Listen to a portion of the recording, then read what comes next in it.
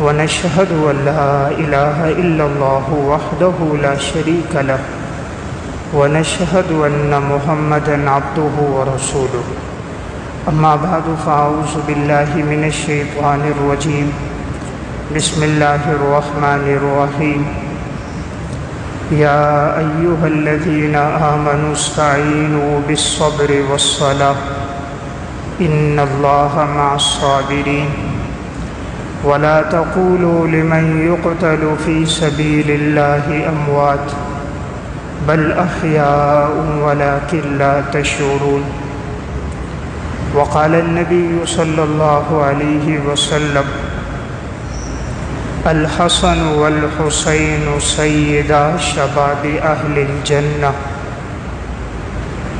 رواه الترمذي وقال النبي صلى الله عليه وسلم اللهم إني أحبهما فأحبهما وأحب من يحبهما رواه الترمذي وقال النبي صلى الله عليه وسلم إن ابني هذا سيد لعل الله أن يصلح بين فئتين عظيمتين من المسلمين رواہ البخاری صدق اللہ العظیم۔ میرے انتہائی واجب الاحترام قابل صد احترام بھائیوں، دوستوں اور بزرگوں، محرم الحرام کا بابرکت مہینہ چل رہا ہے۔ اسلامی سال کا آغاز محرم الحرام کے مہینے سے ہوتا ہے۔ یکم محرم الحرام کو خلیفہ دوم سسر رسول امیر المومنین حضرت عمر رضی اللہ تعالیٰ عنہ کی شہادت کا دن ہے، اور 10 محرم الحرام نواسۂ رسول حضرت حسین بن علی رضی اللہ تعالیٰ عنہ کی شہادت کا دن ہے۔ گزشتہ جمعے میں نے حضرت عمر رضی اللہ تعالیٰ عنہ کے حوالے سے ان کی سیرت، فضائل، مناقب اور ان کی زندگی کے زہد و تقویٰ کے واقعات عرض کیے تھے۔ آج کی نشست میں حضرت حسن، حضرت حسین رضی اللہ تعالیٰ عنہما کے فضائل و مناقب اور واقعہ کربلا کا پس منظر اور یہ واقعہ کیسے پیش آیا اور اس میں ہمارے لیے کیا اسباق ہیں۔ حضرت حسن اور حضرت حسین رضی اللہ تعالیٰ عنہما حضرت فاطمہ رضی اللہ تعالیٰ عنہ کے صاحبزادے، نبی اکرم صلی اللہ علیہ وسلم کی بیٹی حضرت فاطمہ رضی اللہ تعالیٰ عنہ کے یہ دونوں بیٹے ہیں، حسن اور حسین، تو یہ رسول اللہ صلی اللہ علیہ وسلم کے نواسے کہلاتے ہیں، اور یہ اہل بیت میں سے ہیں۔ اہل بیت کہا جاتا ہے آپ صلی اللہ علیہ وسلم کی ازواج مطہرات کو، آپ کی بیٹیوں کو اور آپ کی بیٹیوں کی اولاد کو اہل بیت کہا جاتا ہے۔ تو اہل بیت کا پہلا مصداق گھر والیاں ہوتی ہیں، اور پھر اس کے اندر اولاد شامل ہوتی ہے، جیسے بیٹے، بیٹیاں اور پھر آگے ان کی اولاد۔ تو آپ صلی اللہ علیہ وسلم کے اہل بیت آپ کی ازواج مطہرات ہیں، آپ کی بیٹیاں ہیں، اور حضرت حسن، حضرت حسین رضی اللہ تعالیٰ عنہما ہیں، اور آپ نے خود ان کو اہل بیت میں شمار کیا ہے۔ سنن ترمذی کی روایت ہے، ام المومنین حضرت سلمہ رضی اللہ تعالیٰ عنہ فرماتی ہیں کہ جب قرآن کریم کی آیت نازل ہوئی کہ انما یرید اللہ لیذھب عنکم الرجس اہل البیت ویطہرکم تطہیرا، تو آپ صلی اللہ علیہ وسلم نے حضرت حسن کو، حضرت حسین کو، حضرت فاطمہ رضی اللہ تعالیٰ عنہ کو بلایا۔ حضرت علی رضی اللہ تعالیٰ عنہ بھی موجود تھے، اور آپ نے ایک چادر لی اور اس چادر کے نیچے ان تمام حضرات کو جمع فرمایا اور فرمایا یا اللہ یہ میرے اہل بیت میں سے ہیں، اے اللہ تو ان کو پاکیزہ فرما اور ان سے ناپاکی کو، رجس کو دور فرما۔ تو آپ صلی اللہ علیہ وسلم نے ان کو اہل بیت میں شمار کیا ہے۔ تو اس لیے اہل بیت میں حضور کی ازواج بنات بھی شامل ہیں، آپ کے نواسے بھی شامل ہیں۔ آپ صلی اللہ علیہ وسلم کو اپنے ان دونوں نواسوں سے بڑی محبت تھی۔ حضور نے ارشاد فرمایا، الحسن والحسین سیدا شباب اہل الجنہ، جنت کے نوجوانوں کے سردار حسن اور حسین ہیں۔ سنن ترمذی اور سنن ابی داؤد کی روایت ہے، رسول اللہ صلی اللہ علیہ وسلم خطبہ دے رہے تھے۔ حضرت حسن اور حسین رضی اللہ تعالیٰ عنہما یہ دونوں مسجد میں آئے۔ اب اس وقت چونکہ بچے تھے تو انہوں نے سرخ دھاری دار لباس پہنا ہوا تھا، تو مسجد میں آتے کبھی گر جاتے، پھر دوڑتے ہوئے آتے، پھر گر جاتے۔ تو آپ صلی اللہ علیہ وسلم نے اپنا خطبہ چھوڑا، آپ گئے، ان دونوں کو اٹھایا اور اپنے سامنے لا کر بٹھایا اور فرمایا کہ اللہ رب العزت نے قرآن کریم میں بالکل سچ فرمایا، انما اموالکم و اولادکم فتنہ، انسان کا مال اور انسان کی اولاد اس کے لیے آزمائش ہے، کہ یہ میری اولاد ہے۔ میں نے دیکھا یہ چلتے تھے گرتے تھے، چلتے تھے گرتے تھے، تو مجھ سے ضبط نہ ہو سکا، تو آپ نے خطبہ چھوڑ کر حسن اور حسین رضی اللہ تعالیٰ عنہما کو لایا اور آپ علیہ السلام نے اپنے سامنے بٹھایا۔ اس سے ان کی فضیلت اور مقام اور مرتبہ معلوم ہوتا ہے۔ سنن ترمذی کی روایت ہے، حضرت اسامہ بن زید رضی اللہ تعالیٰ عنہ فرماتے ہیں، ایک دن میں رات کے وقت آپ صلی اللہ علیہ وسلم کے پاس گیا۔ آپ نے اپنے اوپر چادر ڈالی ہوئی تھی اور آپ نے اپنے دونوں ہاتھوں میں کسی کو اٹھایا ہوا تھا۔ تو میں نے حضور سے پوچھا، یا رسول اللہ آپ نے کس کو اٹھایا؟ آپ علیہ السلام نے چادر ہٹائی تو میں نے دیکھا حضرت حسن تھے اور دوسری طرف حضرت حسین تھے۔ تو آپ صلی اللہ علیہ وسلم نے دعا فرمائی، اللہم انی احبہما فاحبہما واحب من یحبہما، اے اللہ میں ان دونوں سے محبت کرتا ہوں، اے اللہ تو بھی ان سے محبت فرما اور تو ان سے بھی محبت فرما جو ان سے محبت کرے، یعنی جو حسن حسین سے محبت کریں اے اللہ تو ان سے بھی محبت فرما۔ تو رسول اللہ صلی اللہ علیہ وسلم کو حضرات حسنین سے بڑی محبت تھی۔ بسا اوقات آپ نماز پڑھا رہے ہوتے، سجدے میں ہوتے، حضرت حسن حسین میں سے کوئی آپ کے کندھے پہ چڑھ جاتا، آپ صلی اللہ علیہ وسلم اپنا سجدہ طویل فرما دیتے تھے، پھر وہ جب اترتے تو آپ سجدے سے اٹھتے تھے۔ اس سے اندازہ کیا جا سکتا ہے کہ نبی اکرم صلی اللہ علیہ وسلم کو اپنے ان نواسوں سے، بچوں سے بڑی محبت تھی۔ عبداللہ ابن عمر رضی اللہ تعالیٰ عنہ کے پاس ایک شخص آیا، سنن ترمذی کی روایت ہے، عراق کا رہنے والا تھا۔ پوچھنے لگا کہ حضرت اگر کوئی حالت احرام میں مچھر کو مار دے تو اس پر کتنا دم لازم ہوتا ہے، اسے کتنا فدیہ دینا ہوگا؟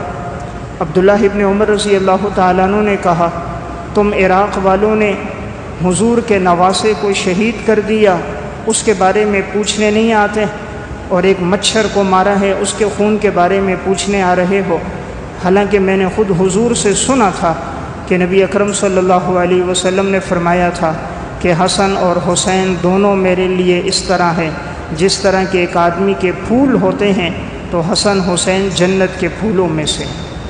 یعنی تم نے ان پھولوں کو شہید کیا، وہ نہیں پوچھتے، اور تم ایک مچھر کے بارے میں آ کر سوال کر رہے ہو۔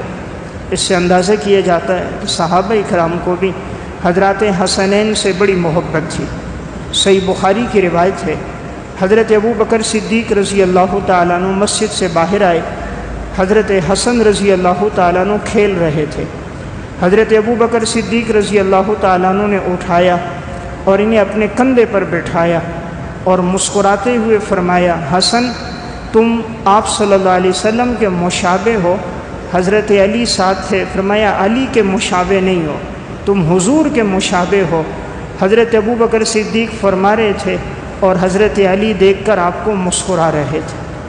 تو گویا حضرات شیخین کو بھی بڑی محبت تھی رسول اللہ صلی اللہ علیہ وسلم کے نواسوں سے۔ سنن ترمذی کی روایت ہے، آپ صلی اللہ علیہ وسلم نے ایک دفعہ حضرت حسن کو اپنے کندھے پر اٹھایا ہوا تھا۔ آپ راستے میں جا رہے تھے، اتنے میں کسی نے کہا، حضرت حسن کو خطاب کر کے، بچے تھے، فرمایا آج تو بڑی بہترین سواری ہے، یعنی حضور نے تمہیں اٹھایا ہے تو بڑی بہترین سواری ہے۔ آپ صلی اللہ علیہ وسلم نے فرمایا سوار بھی بڑا بہترین ہے، سواری بہترین ہے یعنی میں، اور سوار بھی بڑا بہترین ہے یعنی حسن۔ تو رسول اللہ صلی اللہ علیہ وسلم کو دونوں سے بڑی محبت تھی۔ تو میں عرض کر رہا تھا حضرات حسنین کے بڑے فضائل ہیں۔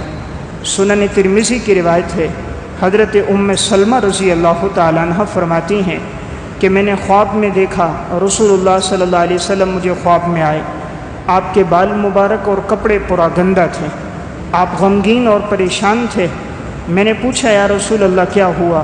کہا ان لوگوں نے ابھی ابھی میرے بیٹے کو یعنی حضرت حسین کو شہید کر دیا۔ تو یہ اس وقت کا واقعہ ہے جس دن حضرت حسین رضی اللہ تعالیٰ عنہ شہید ہوئے تھے کربلا میں۔ تو حضرت ام سلمہ رضی اللہ تعالیٰ عنہ نے خواب میں نبی اکرم صلی اللہ علیہ وسلم کو دیکھا تھا۔ رسول اللہ صلی اللہ علیہ وسلم ایک دفعہ بیٹھے تھے اور ایک فرشتے آئے، آپ سے بات فرمائی، چلے گئے، آپ رونے لگ گئے۔ آپ سے پوچھے گئے یا رسول اللہ آپ کیوں روئے؟ فرمایا انہوں نے آ کر مجھے ابھی بتایا تھا کہ آپ کی امت میں چند لوگ ہوں گے جو آپ کے نواسے حضرت حسین کو شہید کر دیں گے، اور انہوں نے مجھے وہ مٹی بھی دکھائی، تو اس لیے میں نے اسے دیکھا تو میں رونے لگ گیا۔ تو گویا آپ صلی اللہ علیہ وسلم کو پہلے یہ بات بتلا دی گئی تھی کہ آپ کے یہ نواسوں نے آگے جا کر شہید ہونا ہے۔ تو بڑے فضائل ہیں حضرات حسنین کے۔ مسند احمد کی روایت ہے، آپ صلی اللہ علیہ وسلم سفر میں جاتے ہیں تو پہلے حضرت فاطمہ کے ہاں جاتے، سفر سے واپس آتے تو حضرت فاطمہ کے ہاں پہلے واپس آتے۔ ایک دفعہ آپ آئے، حضرت فاطمہ کے دروازے پہ ایک پردہ لٹک رہا تھا، تو وہ ریشم کا تھا، انہیں معلوم نہیں تھا کہ اس کی ممانعت ہے۔ تو اسی طرح حضرت حسن حسین کے ہاتھوں میں ایک کڑے سے تھے لیکن وہ چاندی کے تھے۔ آپ صلی اللہ علیہ وسلم نے دیکھا تو آپ گھر میں داخل نہیں ہوئے، واپس ہو گئے۔ حضرت فاطمہ رضی اللہ تعالیٰ عنہ مزاج شناس تھیں، فوراً سمجھ گئیں کہ شاید حضور اس لیے واپس ہوئے کہ پردہ لٹک رہا تھا اور ان کے ہاتھ میں کنگن تھے، ورنہ حضور تو جب دیکھتے ہیں حسنین کو اٹھاتے ہیں، چومتے ہیں۔ انہوں نے فوراً کنگن لیے اور اس کو توڑ دیے، پردہ اتارا اور اس کو پھاڑ دیا اور آپ صلی اللہ علیہ وسلم کی طرف بھیج دیا۔ اب وہ ٹوٹے ہوئے کنگن تھے، وہ حسنین کے ہاتھوں میں تھے، وہ بھی دوڑتے ہوئے حضور کے پاس گئے تو رو رہے تھے۔ آپ صلی اللہ علیہ وسلم نے حضرت ثوبان سے فرمایا کہ جاؤ حضرت فاطمہ کے لیے ایک اور ہار لے کر آؤ چمڑے کا، اور پھر کہا ان کے لیے بھی وہ لے کر آؤ کنگن لیکن ہاتھی کے دانتوں کے بنے ہوئے ہوں۔ پھر آپ نے فرمایا میں نہیں چاہتا کہ میری اولاد کہ یہ زندگی عیش و عشرت کے اندر خواہشات میں گزارے۔ آپ کا مقصد تھا ان کی زندگی دنیا سے بے رغبتی میں گزرے، آخرت کے ساتھ تعلق میں گزرے، کہ اس طرح کا پردہ لٹکانا اور کنگن ہاتھوں میں ہونا یہ چونکہ اہل بیت کے مقام اور ان کے مرتبے کے مناسب نہیں تھا، اس لیے آپ نے پسند نہیں فرمایا۔ تو میں عرض کر رہا تھا اللہ تعالیٰ نے ان حضرات کو بڑا مقام دیا۔ حضرات صحابہ کو بھی ان سے بڑی محبت تھی۔ حضرت عمر رضی اللہ تعالیٰ عنہ الاصابہ فی تمیز صحابہ میں واقع ہے، حضرت عمر حضرت امیر معاویہ رضی اللہ تعالیٰ عنہ کے ساتھ کچھ بات کر رہے تھے۔ عبداللہ ابن عمر دروازے پر تھے تو کچھ بات طویل ہوئی، مشورہ، عبداللہ ابن عمر واپس آنے لگے۔ حضرت حسین بھی دروازے پہ تھے، وہ بھی واپس ہو گئے کہ شاید حضرت عمر کوئی مشورہ خاص کر رہے ہیں۔ بعد میں حضرت عمر رضی اللہ تعالیٰ عنہ کے حضرت حسین سے ملاقات ہوئی، فرمایا بھئی تم کیوں واپس چلے گئے؟ فرمایا جب آپ کے بیٹے عبداللہ بن عمر چلے گئے تو میں بھی چلا گیا۔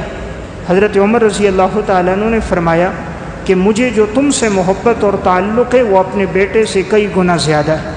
اگر تم آتے تو تم آ کر مجھ سے اجازت لیتے، تم اندر آ جاتے، یعنی تمہیں یوں واپس جانا نہیں چاہیے تھا۔ اور اس موقع پر حضرت عمر نے فرمایا کہ ہمارے بالوں میں یہ جو سفیدی آ گئی اور ہمارے بال اسلام میں سفید ہو گئے، یہ تو تمہارے اور تمہارے خاندان کی وجہ سے ہے۔ یعنی حضور کے توفیل اللہ نے ہمیں ایمان کی دولت عطا فرمائی، تو تمہارے تو بڑے احسانات ہیں مجھ پہ۔ گویا آپ صلی اللہ علیہ وسلم کے جانے کے بعد حضرات صحابہ کو بھی ان سے بڑی عقیدت تھی۔ سیر و اعلام النبلاء میں واقع ہے، حضرت عمر رضی اللہ تعالیٰ عنہ کے دور میں مال غنیمت آیا، مال غنیمت میں کپڑے آئے، سب تقسیم ہو گئے۔ اتفاق سے حضرت حسن حسین کے قد چھوٹے تھے، اس وقت بچے تھے، تو کوئی ایسا کپڑا نہیں تھا جو ان کے جسم پہ پورا آئے، تو ان کو نہ مل سکا۔ حضرت عمر رضی اللہ تعالیٰ عنہ کی ان بچوں سے ملاقات ہوئی راستے میں، کہا بھی تمہیں کپڑے نہیں ملے؟ کہا نہیں ملے۔ حضرت عمر نے فوراً یمن کے گورنر کو خط لکھا، جتنا جلدی ہو ان دونوں کے لیے لباس بنا کر جلدی سے بھیجو۔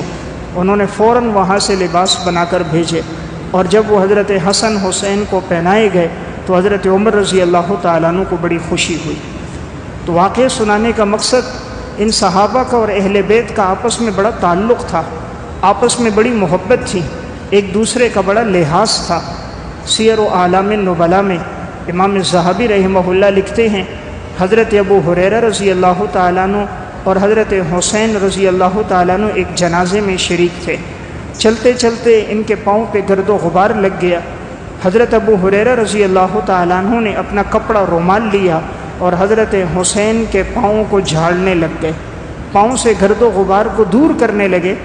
حالانکہ حضرت ابو ہریرہ کی عمر حضرت حسین سے زیادہ ہے، لیکن اہل بیت کے لوگوں کے ساتھ ایسی محبت اور تعلق تھی حضرات صحابہ کرام کی۔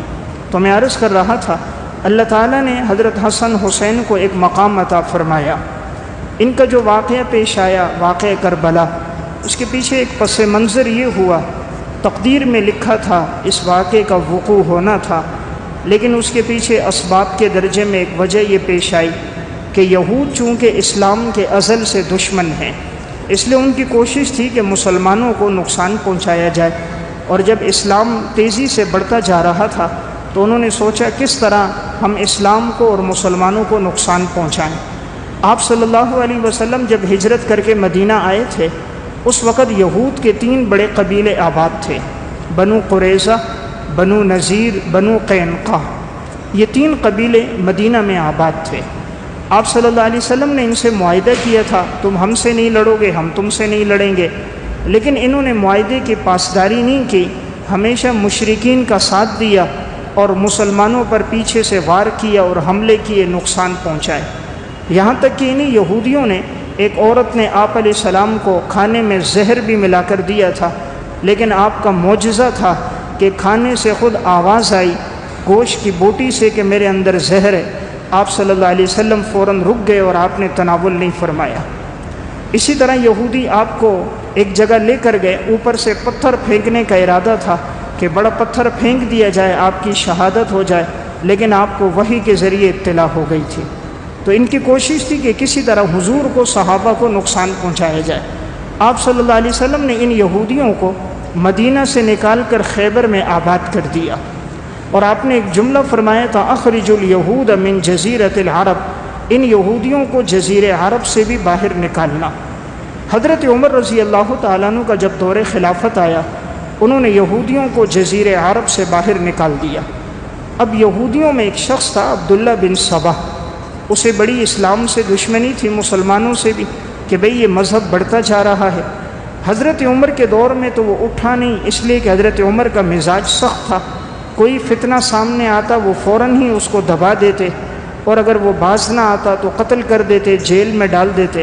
اس لیے ان کے مزاج کی شدت کی وجہ سے اس 10 سالہ دور میں کوئی فتنے سامنے نہیں آئے، اور اسلام 22 لاکھ مربع میل پر پھیل گیا۔ حضرت عمر کے جانے کے بعد حضرت عثمان رضی اللہ تعالیٰ عنہ جب خلیفہ بنے، فتوحات بڑھتی گئیں، 35,36,000 مربع کلومیٹر پر اسلام پھیل چکا تھا۔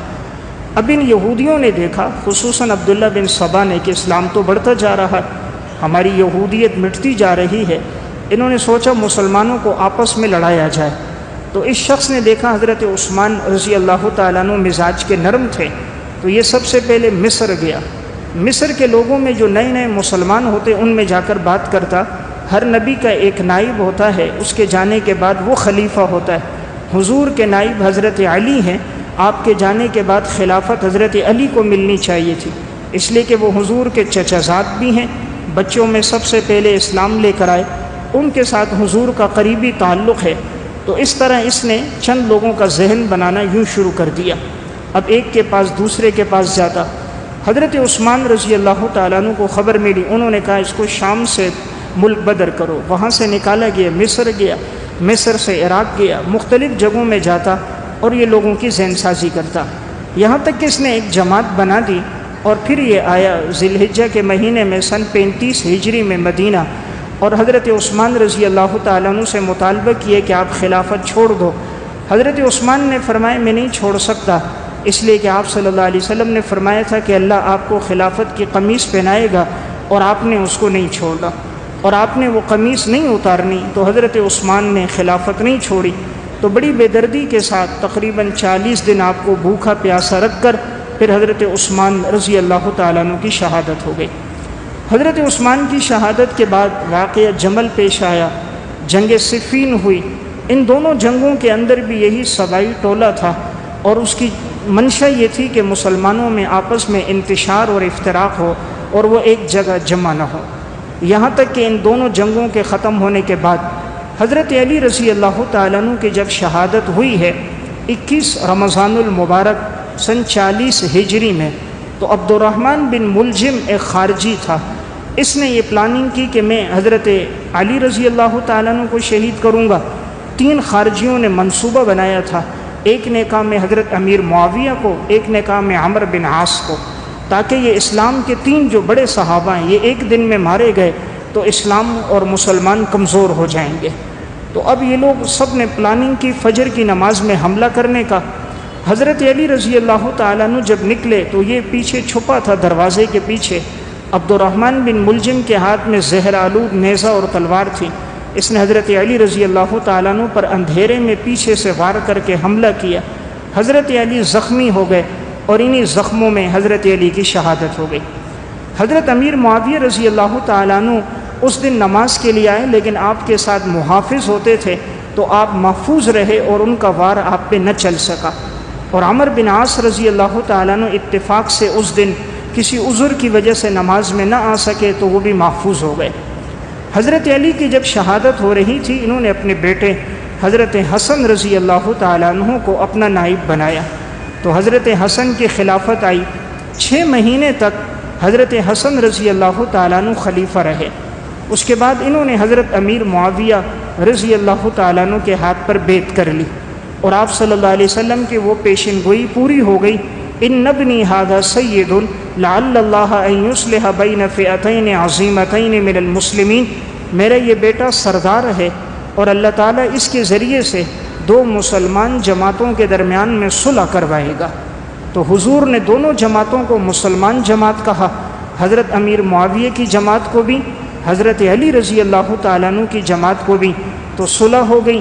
صلح کے بعد حضرت امیر معاویہ رضی اللہ تعالیٰ عنہ 19 سال تک خلیفہ رہے، اور آپ کی خلافت سن 41 سے شروع ہو کر سن 60 ہجری تک رہی، اور پھر اتنی فتوحات بڑھی ہیں کہ حضرت امیر معاویہ کے دور میں 66 لاکھ مربع میل پر اسلام پھیل گیا، آدھی سے زیادہ دنیا فتح ہو گئی۔ اب اسلام تیزی سے پھیلتا جا رہا تھا۔ جب حضرت امیر معاویہ کے انتقال کا وقت قریب آیا، انہوں نے سوچا کہ میرے بعد خلیفہ کون ہو تاکہ امت میں دوبارہ انتشار نہ ہو جیسے پہلے انتشار تھا۔ تو انہوں نے بعض صحابہ اکرام اور بعض اہل رائے سے مشورہ لیا، تو حضرت مغیرہ بن شعبہ رضی اللہ تعالیٰ عنہ نے رائے دی کہ آپ اپنے بیٹے یزید کو خلیفہ بنا دیں۔ اس وقت تک یزید میں کوئی بات خلاف شرع نہیں تھی، یزید میں اس وقت کوئی بات ایسی نہیں تھی جو دین کے منافی ہو، یعنی اس کے کوئی گناہ یا کوئی منفی چیزیں نہیں تھی، بظاہر اس میں بالکل ٹھیک تھا، صوم و صلات کو ادا کرنے والا تھا، کوئی بات خلاف شرع سامنے نہیں تھی۔ دونوں نے ایک نیک نیتی کے ساتھ مشورہ دیا تاکہ دوبارہ فتنہ سامنے نہ ہو جائے، امت میں انتشار سامنے نہ آئے۔ حضرت امیر معاویہ نے بھی اس لیے بنایا تھا کہیں ایسا نہ ہو کوئی اور خلیفہ بنے اور لوگ اس کے ہاتھ پر بیعت نہ کریں، تو جیسے پہلے انتشار تھا بعد میں نہ انتشار ہو جائے۔ تو حضرت معاویہ بھی خلیفہ بناتے وقت یہی بات سامنے تھی کہ بنو امیہ کے لوگ اور شام کے لوگ کسی اور کی بیعت پہ راضی نہیں ہوں گے، اس لیے کہ وہ بہت بڑی جماعت ہے اہل شام کے لوگ، تو انہوں نے اپنے بیٹے کو خلیفہ بنا دیا۔ اب یہاں افضل لوگ موجود تھے، افضل صحابہ اکرام بھی تھے، لیکن افضل کی موجودگی میں مفضول کو خلیفہ بنانا اس لیے کہ تاکہ امت میں انتشار نہ ہو، لڑائی جھگڑا اور فساد نہ ہو، تو اس کے نظیر شریعت میں موجود ہے۔ حضرت معاویہ نے جب پہلا خطبہ دیا تھا تب بھی یہ بات فرمائی تھی کہ میں نے صرف اس لیے بنایا کہ اس سے امت میں انتشار نہ ہو، تو ان کا مقصد معاذ اللہ کوئی اور نہیں تھا۔ لیکن جس وقت یزید کی خلافت آئی سن 60 ہجری 22 رجب کو حضرت امیر معاویہ رضی اللہ تعالیٰ عنہ کا انتقال ہو گیا۔ اب یزید نے اپنے تمام گورنروں کو لکھا کہ تم زبردستی سب سے میرے لیے بیعت لو، جو بیعت نہ کرے تو اس پر سختی کرو۔ اس وقت کوفہ کے اندر جو گورنر تھے وہ نعمان بن بشیر رضی اللہ تعالیٰ عنہ تھے، بصرہ میں گورنر عبید اللہ بن زیاد تھے، اور مدینہ میں گورنر ولید بن عتبہ تھے۔ تو اس نے سب کو لکھا کہ تم بیعت لو۔ اب لوگ بیعت کر رہے تھے، لیکن مدینہ میں جو کبار صحابہ تھے ان میں بڑے صحابہ عبداللہ بن عباس، عبداللہ بن عمر، عبداللہ بن زبیر، حضرت حسین رضی اللہ تعالیٰ عنہم، ان حضرات نے ابتدا میں بیعت نہیں کی۔ بعد میں انہوں نے تو بیعت کر لی، لیکن حضرت عبداللہ بن زبیر نے جو حضرت ابو بکر صدیق کے نواسے ہیں، اور حضرت حسین جو آپ صلی اللہ علیہ وسلم کے نواسے ہیں، انہوں نے بیعت نہیں کی، اور پھر یہ رات کے وقت وہاں مدینہ سے نکل کر مکہ چلے آئے۔ مکہ جب یہ پہنچ گئے یزید کو ادھر پتہ چلا کہ انہوں نے بیعت نہیں کی، تو یزید نے وہاں سختی سے پیغام دیا کہ ان سے زبردستی بیعت لو۔ اب چونکہ مکہ میں وہ دن حج کے شروع ہو گئے تھے، جس وقت حضرت حسین عبداللہ ابن زبیر مدینہ سے نکل کر مکہ آئے ہیں تو اس وقت شعبان کا مہینہ تھا، اور یہ 4 شعبان کو وہاں پہنچے ہیں۔ تو اب آگے رمضان کا مہینہ آ گیا، اور اس کے فوراً بعد شوال سے حجاج کے قافلے آنا شروع ہو گئے، اس لیے اس وقت تو اس نے کوئی حکم نہیں دیا۔ جب حجاج کرام کے قافلے اب واپس جانے لگے، ادھر سے اہل کوفہ کو پتہ چلا، انہوں نے خطوط لکھے حضرت حسین رضی اللہ تعالیٰ عنہ کہ آپ آئیں، ہم آپ سے بڑی محبت رکھتے ہیں، ہم کوفہ میں آپ کو اپنی خلافت دیں گے، ہم چاہتے ہیں اہل بیت کے ساتھ ہمارا تعلق ہو۔ تو خطوط اتنی کثرت سے لکھے گئے کہ بوریاں بھر بھر کے خطوط بھیجے گئے، اور بعض مورخین نے لکھا ہے کہ 18,000 خطوط لکھے گئے۔ جو بھی وہاں سے قافلہ آتا تو بوریوں میں خطوط ہوتے، حضرت حسین تک پہنچائے جاتے مکہ میں کہ آپ جلدی آئیں، لوگ انتظار میں ہیں آپ کے ہاتھ پر بیعت کرنے کے لیے۔ جب خطوط کی اتنی کثرت ہوئی، عبداللہ بن زبیر انہوں نے مکہ کے اندر اپنی خلافت قائم کر دی۔ تو اب حضرت حسین صرف اس نیت سے کہ لوگ محبت کرتے ہیں، مجھے بلا رہے ہیں، تو حضرت حسین رضی اللہ تعالیٰ عنہ نے جانے کا ارادہ کیا۔ عبداللہ بن عمر کے پاس مشورے کے لیے آئے۔ عبداللہ بن عمر رضی اللہ تعالیٰ عنہ نے فرمایا کہ آپ مت جاؤ، اس لیے کہ یہ لوگ بے وفا ہیں، آپ کے والد سے بھی وفا نہیں کی، آپ کے بھائی سے بھی نہیں کی، تو میرا مشورہ ہے کہ آپ نہ جاؤ، اگر آپ جاؤ تو آپ اپنے بچوں کو مت لے کر ساتھ جاؤ۔ حضرت حسین نے فرمایا انہوں نے خطوط مجھے بڑی کثرت کے ساتھ لکھیں، تو شاید یہ مجھ سے اور اہل بیت سے بڑی محبت کرتے ہیں۔ حضرت حسین رضی اللہ تعالیٰ عنہ نے جانے کا ارادہ کر دیا۔ ان کے سامنے مشورہ آیا کہ پہلے آپ کسی کو بھیجو کہ وہ حالات جان لے، تو انہوں نے اپنے چچا زاد مسلم بن عقیل کو بھیجا کہ تم جا کر کوفہ کے حالات دیکھو کیسے ہیں، اگر حالات سازگار ہیں، لوگ واقعی مجھے چاہتے ہیں، محبت والے ہیں، تو میں اپنے بچوں کو، اہل و عیال کو لے کر کوفہ پہنچتا ہوں۔ مسلم بن عقیل یہاں سے روانہ ہوئے اور کوفہ پہنچے۔ جب پہلے دن پہنچے تو 18,000 افراد نے ان کے ہاتھ پر بیعت کی، اور مسلسل جوگ در جوگ لوگ آ رہے تھے، قافلوں کے قافلے آ رہے تھے کہ ہم آپ کے ساتھ ہیں، آپ حضرت حسین کو یہاں بلائیں، ہماری نئی نسل چاہتی ہے اہل بیت کو ہم دیکھیں۔ حضرت مسلم بن عقیل نے دیکھا کہ حالات اچھے ہیں، لوگوں کی محبت ہے، لوگ اتنی کثرت سے آ رہے ہیں۔ انہوں نے یہاں سے خط لکھ دیا کہ حضرت آپ آئیے، حالات ٹھیک ہیں۔ اب یہ خط حضرت حسین کو جیسے پہنچا، اس دور میں ٹیلی فون کا نظام تو تھا نہیں کہ لمحے لمحے کی خبر آئے، قاصد لے کر خط پہنچا۔ حضرت حسین اپنے گھر والوں، اپنے بچوں، چچا زاد کو لے کر نکلے، تو ان میں تقریباً 72 آدمی اہل بیت کے تھے۔ کل قافلہ بعض مورخین نے لکھا ہے 140 افراد پر مشتمل تھا، اور جن میں آگے جو شہید ہوئے ہیں وہ 72 لوگ ہیں جو بنو ہاشم میں سے تھے، اس خاندان کے جو شہید ہوئے۔ اب یہ چونکہ لڑنے کی نیت سے گئے نہیں، لڑنے کی نیت ہوتی تو اپنے بچوں کو، دودھ پیتے بچوں کو ساتھ لے کر نہ جاتے، یہ تو صرف اس نیت سے کہ ان لوگوں نے خطوط لکھے اور بلایا ہے۔ حضرت حسین ساتھ خطوط بھی لے کر نکلے۔ اب یہ قافلہ مکہ سے روانہ ہو رہا ہے، کوفہ کی طرف جا رہا ہے۔ 8 ذی الحجہ کو سن 60 ہجری میں یہ قافلہ یہاں سے نکل گیا۔ مسلم بن عقیل جب وہاں پہنچ گئے، اس وقت گورنر تھے نعمان بن بشیر رضی اللہ تعالیٰ عنہ، وہ صحابی تھے، وہ نرم مزاج کے تھے۔ انہوں نے مسلم بن عقیل کو کچھ نہ کہا، جو ان کے ہاتھ پر بیعت کر رہا تھا انہوں نے کوئی بات نہیں کی۔ یزید کو پتہ چل گیا اس طرح ان کے ہاتھ پر بیعت ہو رہی ہے، تو یزید بدبخت نے فوراً ان کو ہٹایا اور ان کی جگہ گورنر عبید اللہ بن زیاد کو بنا دیا۔ عبید اللہ بن زیاد ایک عام آدمی ہے، فاسق فاجر آدمی ہے، اس کو گورنر بنا کر کہا کہ تم سختی کرو اور جو بھی ان کے ہاتھ پر بیعت کرے ان کو تلوار کے ساتھ سیدھا کرو، اور کسی کو مسلم بن عقیل کے ہاتھ پر بیعت نہ کرنے دو، اور اپنی طاقت ان پہ ظاہر کرو۔ عبید اللہ بن زیاد گھوڑے پر آیا، اس نے اپنا منہ باندھا ہوا تھا، یہ جیسے ہی کوفہ میں داخل ہوا کہا اب میں گورنر ہوں، اور اپنا پیغام بتا دیا کہ میرے پاس یہ پیغام موجود ہے، اور اس نے کہا جس نے ان کے ہاتھ پر بیعت کی میں اسے قتل کروں گا۔ تو عبید اللہ بن زیاد کی ایک دھمکی سے جو کوفہ کے لوگ جنہوں نے اتنے خطوط لکھ کر بلایا تھا سب کے سب بے وفا تھے، سارے پیچھے ہٹنا شروع ہو گئے۔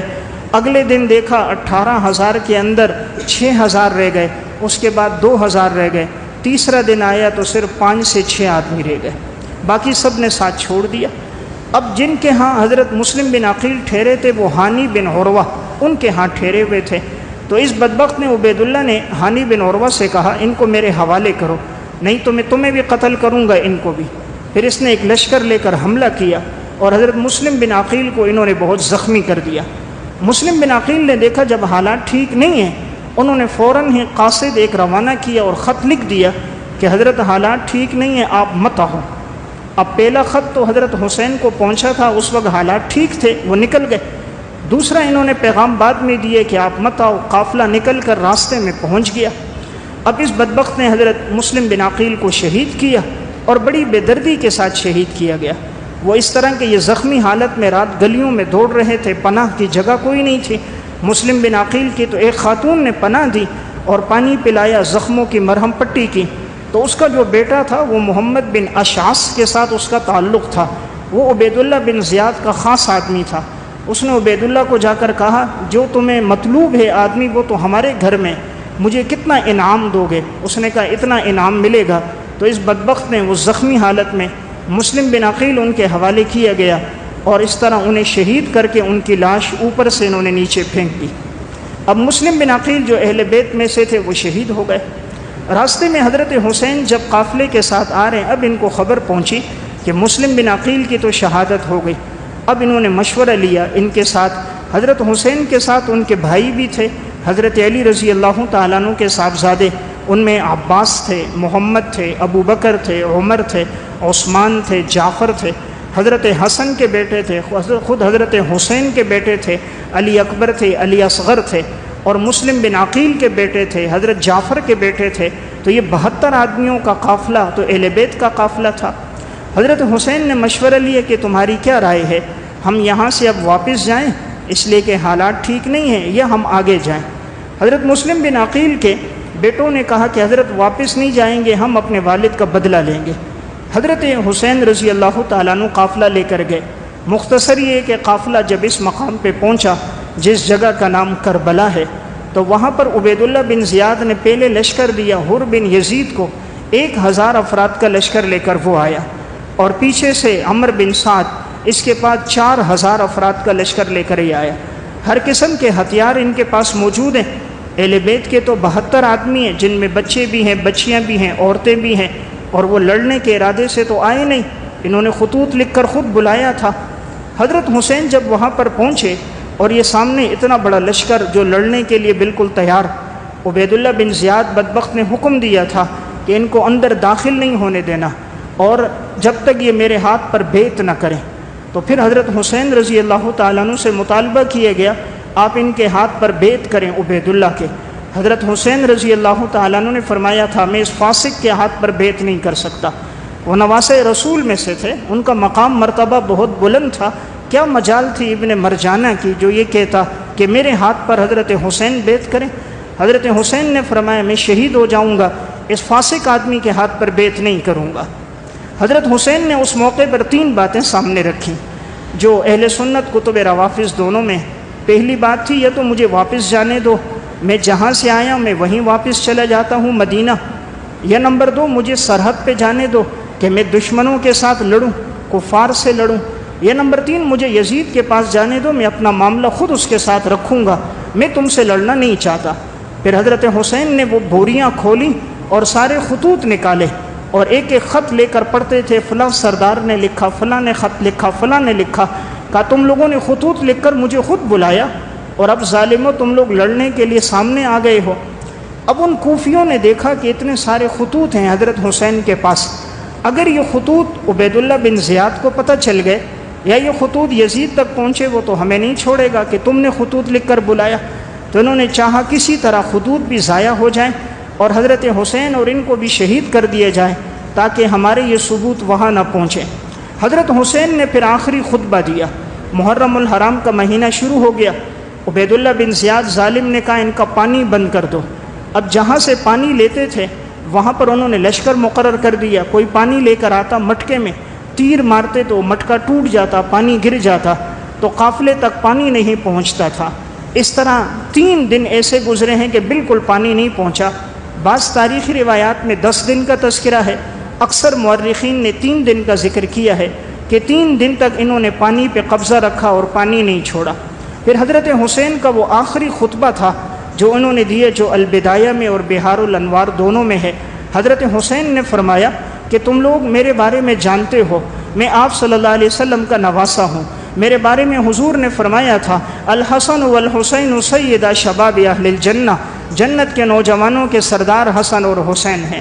تم نے سنا ہے حضور نے فرمایا تھا میرے جنت کے 2 یہ پھول حسن اور حسین ہیں۔ آپ نے کہا تمہیں معلوم ہے کہ میں حضرت فاطمہ کا بیٹا ہوں، تو تم نے میرے ساتھ حضور کی نسبت کا بھی لحاظ نہیں رکھا۔ آج اگر عیسائیوں کو پتہ چلتا ہے کہ عیسیٰ علیہ السلام کی سواری ایک گدھا ہے، وہ اس کی بھی رعایت رکھتے اور تم نے ہماری رعایت نہیں رکھی۔ حضرت حسین نے خطبہ دے کر چاہا کہ یہ لوگ بات سمجھ جائیں، لیکن ان کے حق میں بدبختی لکھی ہوئی تھی، کوئی بھی اس سے باز نہ آیا۔ اب انہوں نے تیر اندازی شروع کر دی۔ 7 محرم صبح سے تیر اندازی شروع ہوئی، کہاں 4000 کا لشکر، کہاں حر بن یزید کا 1000، کہاں اہل بیت کے 72 آدمی جن میں عورتیں اور بچے بھی۔ آخر کیسے مقابلہ ہو؟ لیکن پھر بھی اللہ نے ایمان کی ایسی طاقت رکھی تھی۔ یہ نکلے ہیں، حضرت عباس کے ہاتھ میں جھنڈا تھا، حضرت عباس پانی لے کر آتے تھے، یہ تیر مارتے گر جاتا، پھر بھی پانی پہنچاتے تھے۔ حضرت حسین کی بہن تھیں حضرت ام کلثوم اور حضرت زینب، وہ پریشان ہو گئیں، غمگین ہو گئیں۔ حضرت حسین نے ان کو تسلی دی تھی بہار الانوار میں کہ اگر میں شہید ہو گیا، یہ بچے تم نے رونا نہیں ہے، سینہ کوبی نہیں کرنا، تم نے اپنے سینوں کو پیٹنا نہیں ہے، تم نے صبر کرنا ہے، اور یہی میرے نانا کی تعلیمات ہیں۔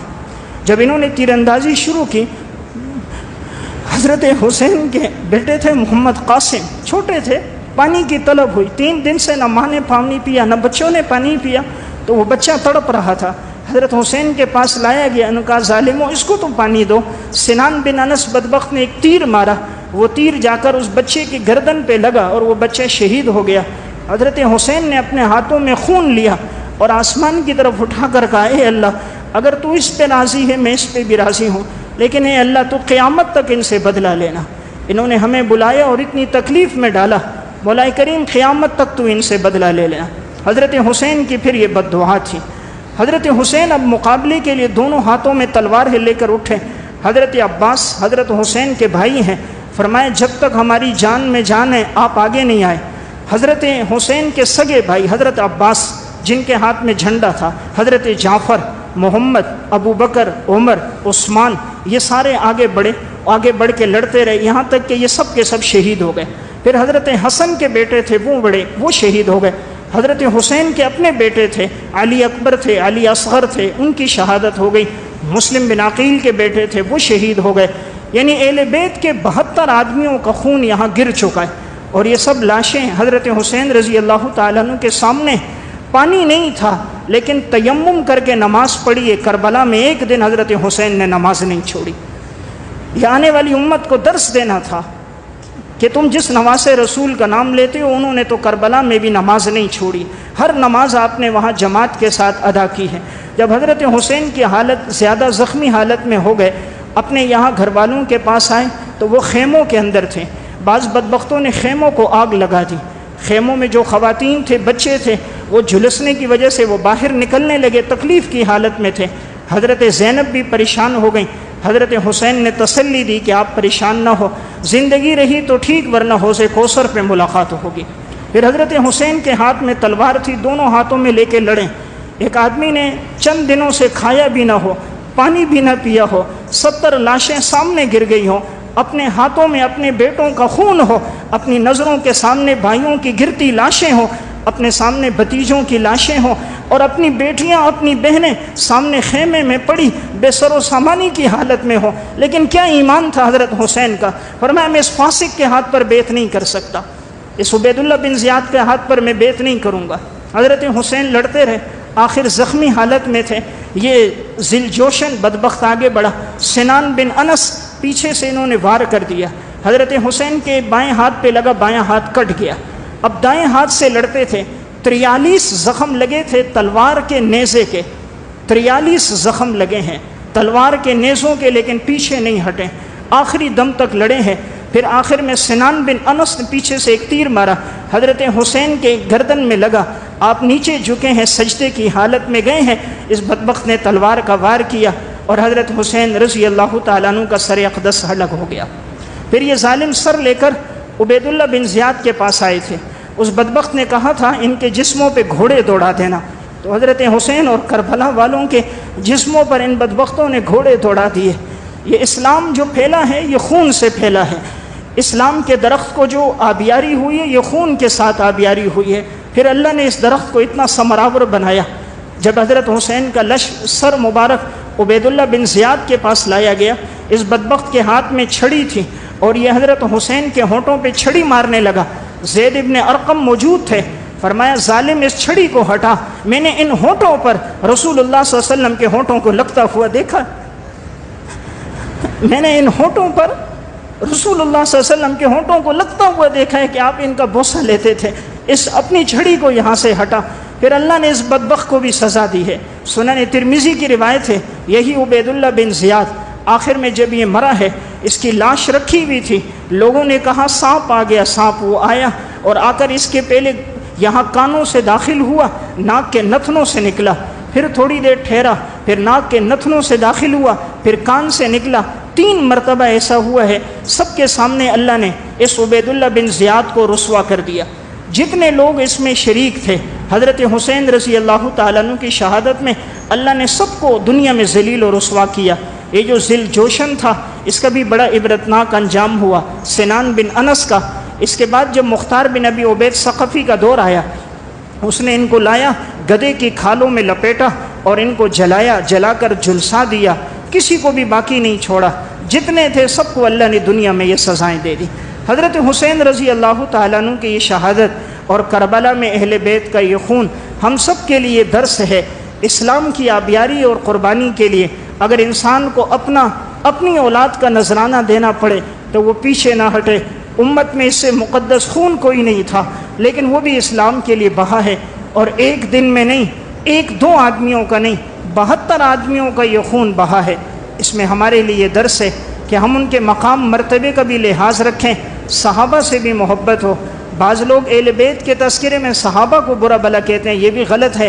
صحابہ تو پہلے دنیا سے ابو بکر، عمر، عثمان چلے گئے، ان کی کیا غلطی اور قصور، اس میں صحابہ کو برا کہنا یہ بھی غلط۔ اہل سنت والجماعت تمام صحابہ اکرام سے محبت رکھتے ہیں اور یہی ہمارے ایمان کا حصہ ہے، اور ہمیشہ یہ دعا کرنی چاہیے اللہ رب العزت ہمیں ان صحابہ اکرام اور اہل بیت کے نقش قدم پر چلنے کی توفیق عطا فرمائے۔ وآخر دعوانا الحمدللہ رب العالمین۔